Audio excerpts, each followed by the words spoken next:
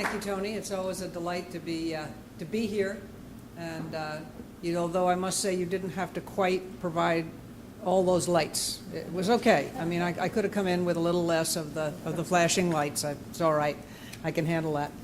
But I'm delighted to be here, and particularly for UCI and the work that you're doing here, and the students in particular, getting to know something that is so crucial to the future of the world. I mean, if you think about what the world's made up of, it's made up of water. We're a very small part of it. Land mass is a very small part of what we have. So we need to care. We need to be concerned, and we need to understand what oceans and water mean to us. I have said for quite a period of time now that I always believe that the number one environmental challenge or issue for the 21st century was water, quantity and quality. True here and true around the world. I mean, with 127 miles of beaches, New Jersey is particularly vulnerable, but we are a coastal nation. And what I would like to talk on a little bit, because while I have a role to play at Josie, but you're going to hear from someone who really knows what he's talking about in Don, who has spent his life doing this and is far more knowledgeable than I am. I want to talk about what it really means to us. When you think of that 50% of the U.S. coastline is in danger of susceptibility to high water and to coastal storms and to what those storms will mean to us and what it means in the loss of wetlands. And you have more than 40% of the American people living along our coastlines, and understand what that means for our economy. Here in New Jersey, tourism is our number 2 industry as far as bringing in dollars to the state.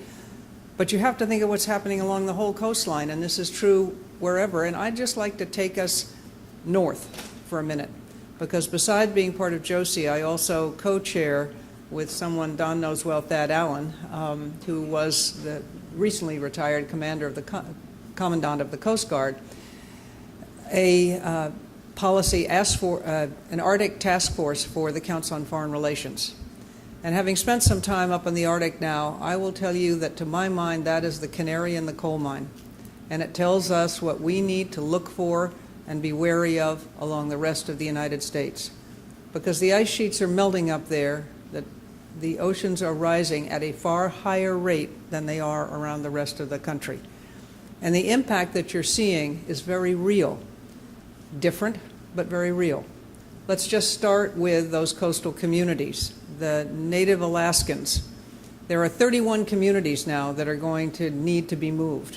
It's going to be up to them to figure out whether they want to do it or not, but they're going to have to be moved because they're on permafrost. And with a rising sea level, every time there's a coastal storm or a major wind, they get inundated.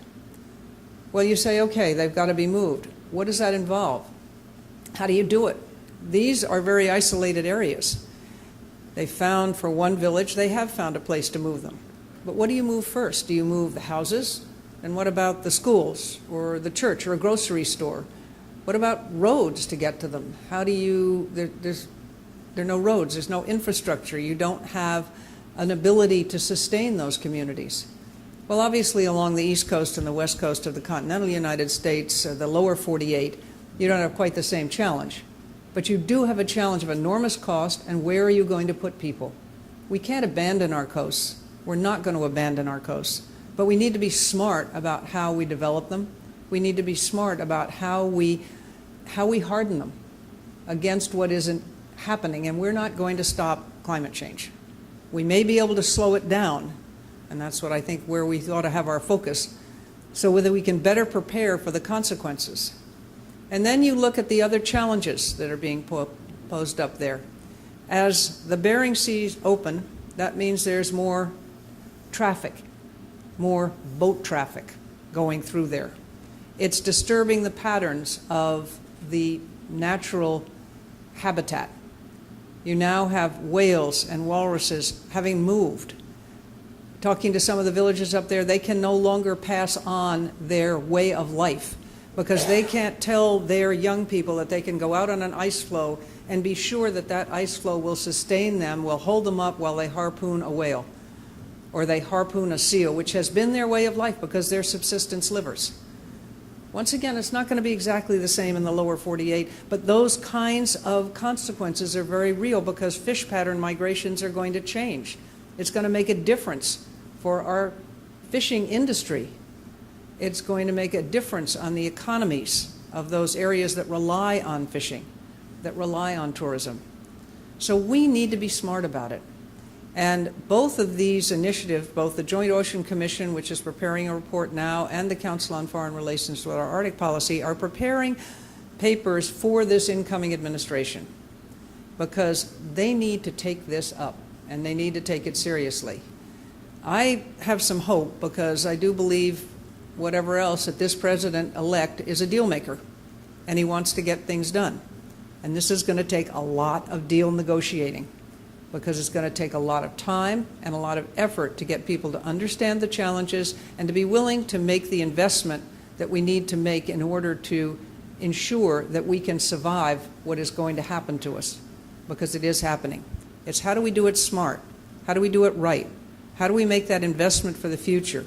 It's not just about cost avoidance. It's about making intelligent investments that are going to allow us to sustain ourselves and to provide a lifestyle for future generations to enjoy. But it's going to change. The other thing we have to know, and we have to, I hope, educate this incoming administration to, is the issue of climate change and water. Again, not just here, but around the world. Because climate change is a national security issue. It's a national security issue, again, I'll take us to the Arctic. The Bering Sea is opening up. And Russia is very, very interested in claiming that. We're an Arctic nation because of our Alaska coastline, but so are Russia and a number of other countries up there. We get along with most of them. Russia right now is being a little problematic. I know the president-elect wants to do some deals with him. This is a place. This is a place, interestingly enough, and this is something that UCI can help foster, where we can talk to one another. Scientists talk to one another. They don't get as caught up in the politics of the great world powers.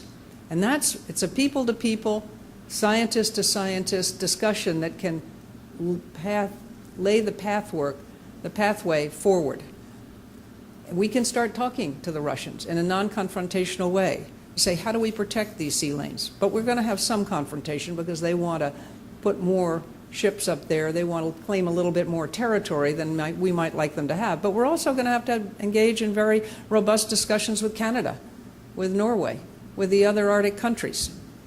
And we've got some decisions we have to make as to how far we're willing to go to engage with other nations. What does it really mean for us? What kind of independence can we have, but what kind of influence can we have on what happens up there?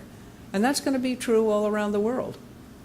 Where you see the biggest difference from our national security, to my mind, is when you look at areas in the sub-Sahara where you have droughts now, and you have nomadic herdsmen who can no longer keep their herds alive and are moving to the cities that aren't prepared to take them, that don't have jobs for them, and then you have destabilization of countries that are already not terribly politically stable, and that means a perfect breeding ground for ISIS and Al-Qaeda to recruit.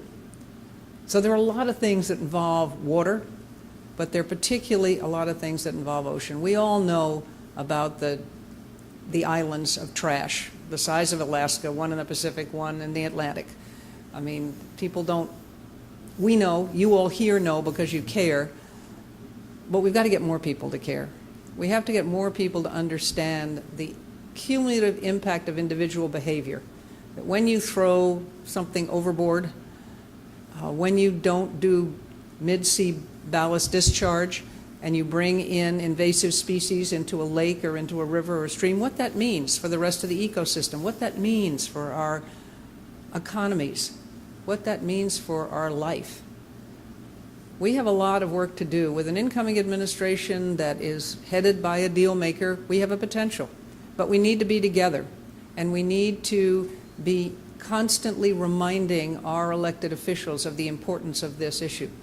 I urge you to look for these two reports when they come out. They will go directly to transition teams and to the members of the new administration in an effort to try to educate them as to the importance.